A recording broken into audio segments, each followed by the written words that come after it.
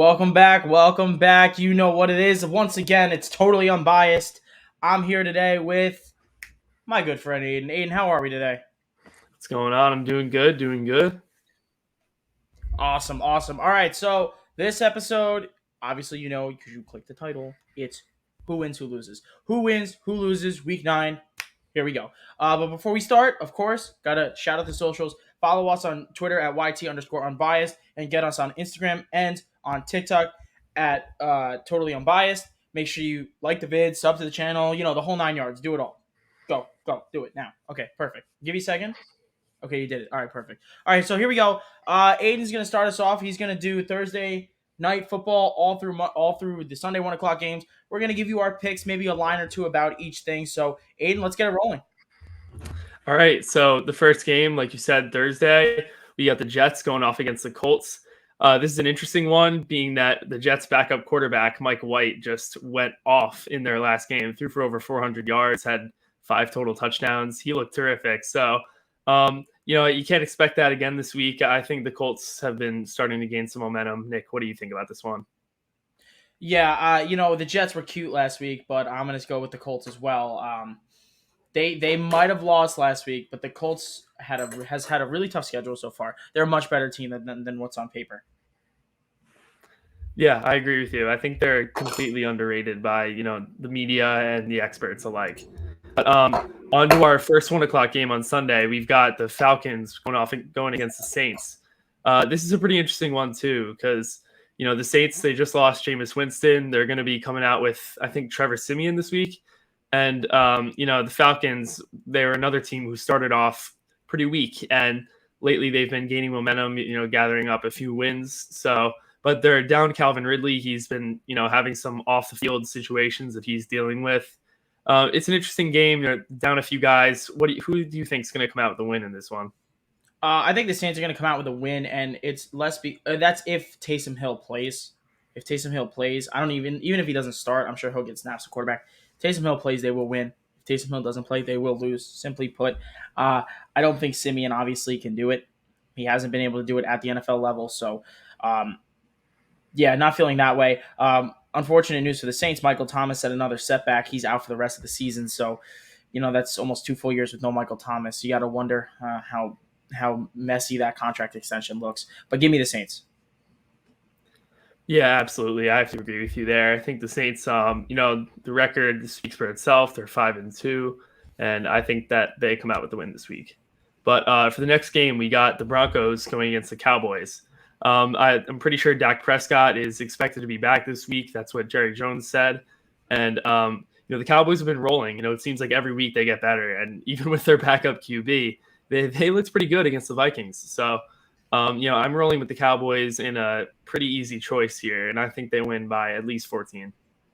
Yeah, give me Dallas again. I don't think there's many teams as good as the Cowboys in the NFL. Prescott should be back, and obviously, if he's back, I will take the Cowboys. Um, it's important to remember too with Dallas, just real quick, that they played shutdown defense without Prescott. So if they could play shutdown defense without Prescott, maybe they could do it with Prescott. This is the best Cowboy team I've seen in years. Yeah, it seems like every year they're always missing something, and it ends up hurting them in the playoffs. But this year they look complete across the board. So, got to roll with Dallas here. But for the next 1 o'clock game, we have the Patriots going against the Panthers. And this Patriots defense, through the last couple of weeks, it has looked really good. And I mean like top 5 good, which is saying a lot considering they lost Stephon Gilmore a few weeks back. But for that reason, I have to roll with the Patriots. They shut down the Chargers offense last week. I don't think they're going to have much trouble shutting down the Panthers offense. But McCaffrey is expected to be back, so maybe it's interesting, maybe it's close, but Patriots all the way. Even if McCaffrey's back, I'll still take the Patriots. I know the Panthers defense is really good. I think they're really good, and they're going to play well. It's going to be a low-scoring affair, but I think, Gilmore gets a pick against his old team. But it won't matter.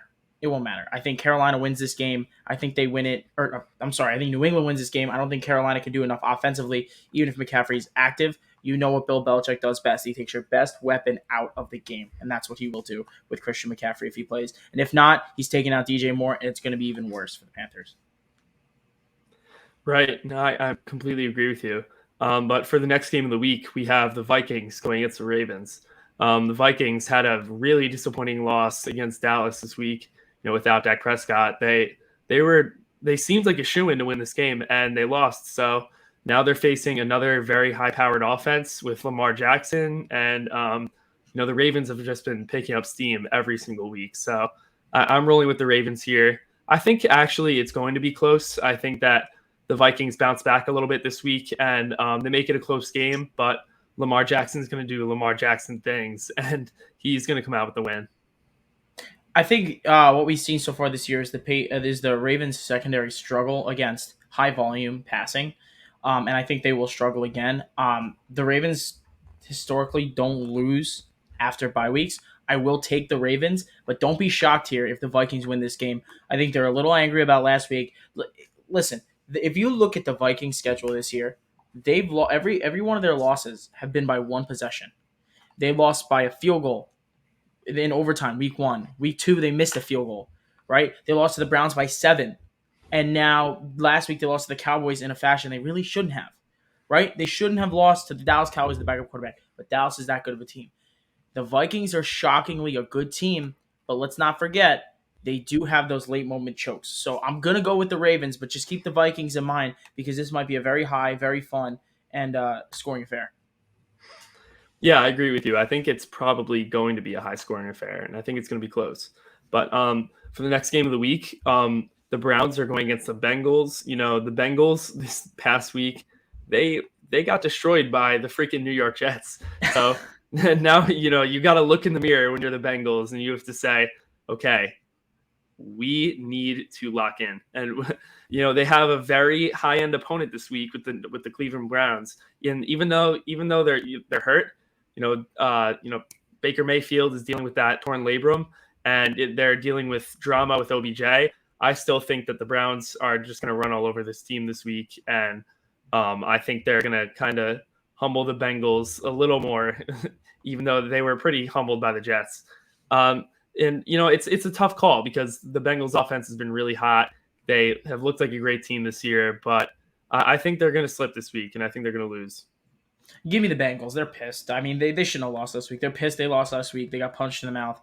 And I think the Browns are kind of reeling a little bit. Baker, he's got basically this half, the left half of his body is not working. His upper body, his shoulder, he's got torn ligaments, muscles, whatever he's got in there. It's all messed up. And I think it obviously is affecting his play. And especially with this new drama with OBJ being dismissed from the team, I think it adds another element of distraction. Although, to their credit, last year when Beckham went down, they were a better team. So we'll see how the offense flows. I expect Nick Chubb to get going on the ground a little bit more. He was pretty stagnant last week. Dearness Johnson looks like he has a small role, so hopefully he can continue to excel in it. I'm going to take the Bengals. Expect offensive improvements without Beckham for the Browns. They just seem to flow better when he's not on the field, which is weird to say because he used to be such a dynamic talent. Yeah, and the stats prove themselves. They are better without OBJ on the field. So I think it's going to be an interesting game. But on to the next game, we have the Bills going against the Jaguars. This one isn't quite as interesting. I think the Bills obviously are just going to trounce the Jags. The Jags have been dealing with all sorts of issues on both sides of the ball. They really haven't got it going this year. And Josh Allen just looks like a top 5 QB again. So Bills all the way. Yeah, Josh Allen is outside of Matthew Stafford. I would put Josh Allen as my MVP candidate because he hasn't really had those down games that Justin Herbert, Kyler Murray, those guys have had. This game's not going to be close in the end, but for some reason the Jaguars tend to do this. They tend to play up to opponents in the beginning of games. Like they'll play up to the Bengals, they'll play up to the Cardinals. And then, reality sets in where they realize they're not good and then they lose by 20. So they will lose by double digits. But I think they give Bills fans a minor heart attack at first. But give me the Bills, and if they're plus 10.5, even on the road, I would take that. Yeah, I can't blame you for that. The Jags actually do seem to play up to their opponents very frequently. But for our next game of the week, we have the Texans going against the Dolphins. This got to be the worst matchup I've seen all year. Two 1-7 teams. The toilet bowl. Literally the toilet bowl. The Texans just they're horrible. Davis Mills hasn't settled into that role at all yet. The Dolphins, I think they've actually had a couple unfortunate wins recently. They've kept it very close to a few opponents, but ultimately, both teams have a combined record of 2-14. I'm just going to roll with the Dolphins because I think they're a little bit better on paper. Dolphins should be a better team. It's not a question. They should be a better team, but they're not, and it doesn't make sense. Actually, it does make sense. Tua missed a lot of time, and Tua is also mediocre. So, I was gonna say let's take the Dolphins and win this game, but I got a feeling there's a chance Tyrod comes back, and with Tyrod back, maybe the Texans upset somebody. I don't know. Give me the Dolphins. You know what? Give me the Dolphins, but I'm a little iffy. I think the Texans got a shot, an actual real shot to win this game.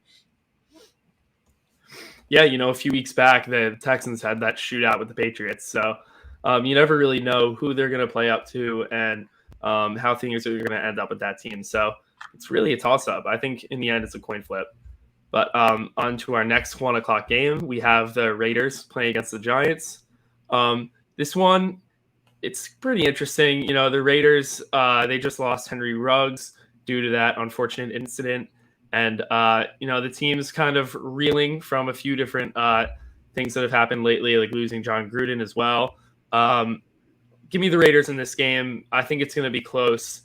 And I think the Giants are just going to have another heartbreaking loss. And so the Giants will be 2-7 after this week. Raiders will be 6-2. But, it's a tough call because both teams are kind of in weird spots. But I'm giving it to the Raiders. So I'm going to give you a little statistic.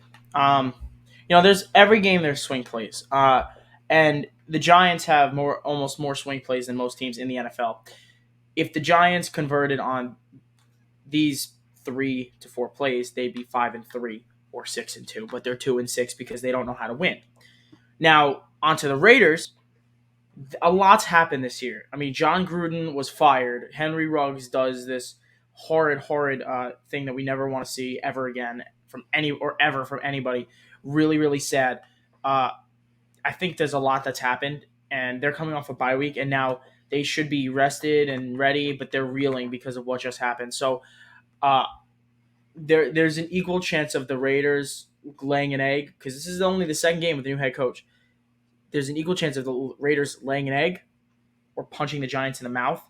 It's one of two things. You got to understand with the Giants so far, that injury report is big. Barkley, once again, is not practicing. Now, would he have practiced with the ankle? I don't know, but he is tested positive for COVID-19. Xavier McKinney and Matt Skura, left guard and safety, who's turning out to be a decent safety for the team. They are also in COVID protocol. They have not tested positive as of yet, but they are in the protocol due to close contact. This is not looking good for the Giants. Shepard is out. Galladay looks like he's out again. So I don't know what to expect here. If Barkley plays, I will give it to the Giants. I don't think he will play. Give me the Raiders. The Giants are. Go for it. Continue. No, what were you going to say? My bad. No, I was going to go to the next game. Go for it. Oh, okay. I was just going to say the Giants, they're in this really tough spot. I think they've just had a really bad combination of injuries and, poor coaching. A lot of stuff that actually doesn't fall on the performance of the players, more so the coaching itself. But, that's going to be a weird game, to say the least. Absolutely. But, take us to the next game, Nick. Yeah, so we're going to go to the 4 o'clock hour. We're going to run through these a little quicker. We got a little too in-depth about the Giants and the Raiders. The Chargers travel to Philly to take on the Eagles. I like the Chargers in this game. I think they're pissed off about last week. They're going to bounce back, and that offense is going to absolutely explode. Yeah, I completely agree with you. This Eagles team is in shambles across the board. They're having a lot of trouble on both offense and defense. And I think this is kind of a week for the Chargers to just bounce back and establish their offense again. Yeah, no, you're definitely think you're right about that. 4:25 Eastern Time, we got the Aaron Rodgers-less Packers versus the Chiefs. I was going to give this game to the Packers in a runaway because the Chiefs didn't look like they even wanted to beat the Giants. But now that Rodgers is gone, will Julian Love step up? My inclination is yes, he will step up. However, I think the Chiefs kind of smell blood in the water here. I think they take down the Packers. Yeah, the Chiefs have another lucky week. Last week they got a very close win against the Giants when the Giants could have won that game a couple different times. But now this week they're playing the Rodgers-less Packers, and and that fact alone makes me give this one to the Chiefs. I think the Packers without Aaron Rodgers are just a completely different team. Absolutely, absolutely. Jordan. It doesn't matter what Jordan Love does. You know what I mean? Like he could win this game. He could, but it's we don't know what to expect out of the kid. Cardinals travel to San Francisco to play the 49ers. The Cardinals, Murray's a little gimpy, and my pick on this game does rely on Kyler Murray. I don't know if he will play. He is banged up. Murray seems to be banged up around this time every year, and that's when the Cardinals do start slumping. So, can they avoid this midseason slump that they go through every year? I don't know. With Murray's health, it is a question. If Murray plays, give me the Cardinals. If he doesn't play, give me the Niners. Right. As of Wednesday or Thursday practice. So I think even if for that reason, I'm just going to have to give this one to the 49ers because Murray's probably not going to be healthy. No, you're definitely right about that. And the last game we're going to do is the Sunday night game. We're going to leave Monday night for Totally Unbiased on Totally Overreacting. On Monday, we're going to leave that game for you guys then. So stay tuned for that. Titans travel to LA to play the Rams. Oh, this game would have been great if Derrick Henry didn't get hurt. Oh, man, I had this circled. Hey, can you see me? Yeah, I can see you. You're here. Don't worry. This game would have been great with Derrick Henry's playing. We would have had Derrick Henry versus Donald and Ramsey and Von Miller and this was such a missed opportunity. Looks like we're losing Aidan. That's all right. I can finish up. Looks like we're losing Aidan, but this is such a missed opportunity for a great game. Prayers to Derrick Henry. Hope he gets better. Hope that leg gets better. But give us both the Rams. We're both going to take the Rams here. Matthew Stafford is an MVP. He is the MVP of the league so far, so he keeps it up. He's got a shiny new trophy on his shelf. Congrats to him for getting away from Detroit. So, that really wraps it up for this episode. Me and Aidan are both taking the Rams. Thank you guys for watching. Who wins, who loses? Check us out on our next video for Fantasy Friday. We're going to give you the best starts and sits for your fantasy squad. Thank you guys, and we'll catch you next time.